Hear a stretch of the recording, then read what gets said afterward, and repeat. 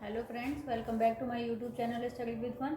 हम पढ़ रहे थे पार्ट्स ऑफ स्पीच और पार्ट्स ऑफ स्पीच में आज हम पढ़ेंगे एडवर्ब। तो देखिए, सबसे पहले हम देखेंगे कि एडवर्ब होता क्या है। ठीक है, अब एडवर्ब में हमें देखिए, हमने जब सेंटेंस पढ़ा था तो हमने वर्ब पढ़ ली, सब्जेक्ट पढ़ लिया एंड ऑब्जेक्ट पढ़ लिया, लेकिन अभी तक हमने एडवर्ब का जिक्र नहीं किया था कि एडवर्ब भी हमारे सेंटेंस के लिए जरूरी होती है। तो देखिए, कोई भी अगर हम सेंटेंस बनाते हैं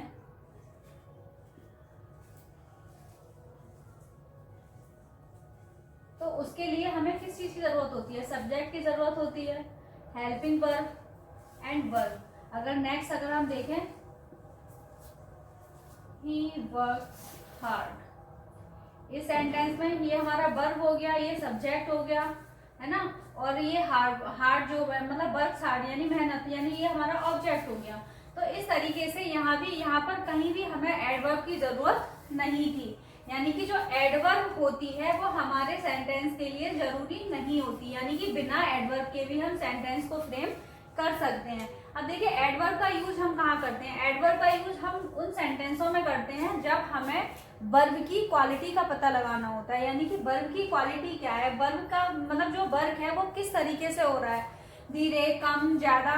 जब इस तरीके की चीजें आती हैं तब उसको हम कहते हैं एडवर्ब। तो इसकी डेफिनेशन सबसे पहले देख लेते हैं एडवर्ब की। एडवर्ब इज अ वर्ड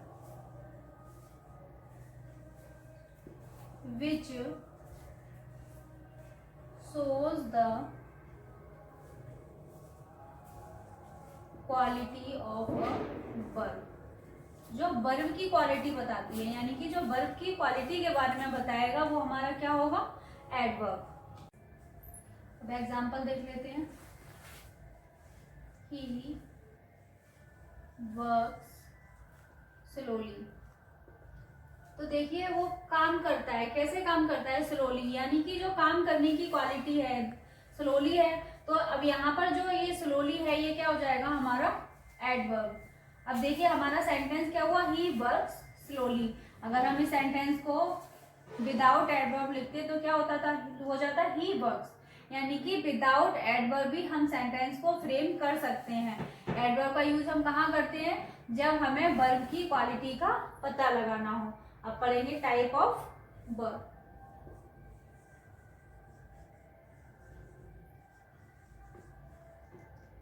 इसकी 7 टाइप है। सबसे पहले adverb of time,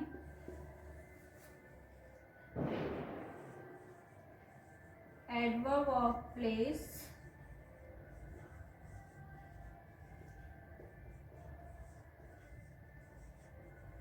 adverb of manner,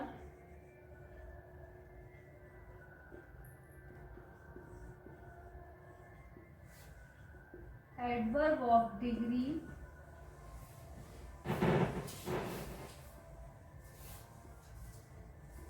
adverb of probability,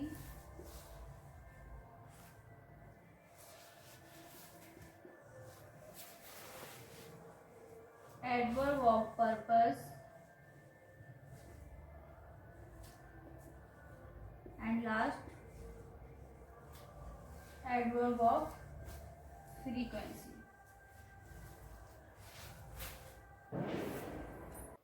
सबसे पहले हम पढ़ेंगे adverb of manner. Adverb of manner में क्या होता है? इट शोज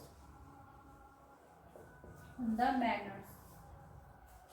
यहाँ पे हमें मैनर्स के बारे में पता चलता है, जैसे हैप्पीली, स्लोली, क्विकली एक्सेट्रा। अब इसका भी एक पूरा एग्जांपल देख लेते हैं।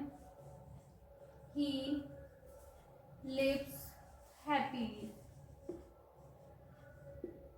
क्विकली का देख लेते हैं। Ravi runs quickly. मतलब इस तरीके के जो सेंटेंस होते हैं वो किस में आते हैं? हमारे एडवर्ब ऑफ मैनर में। अब दूसरा हम देखेंगे adverb of time. It shows about time. यहाँ पर हमें टाइम के बारे में पता चलता है। टाइम कैसे पता चलेगा, देखिए करेंटली, टुमारो, यस्टरडे।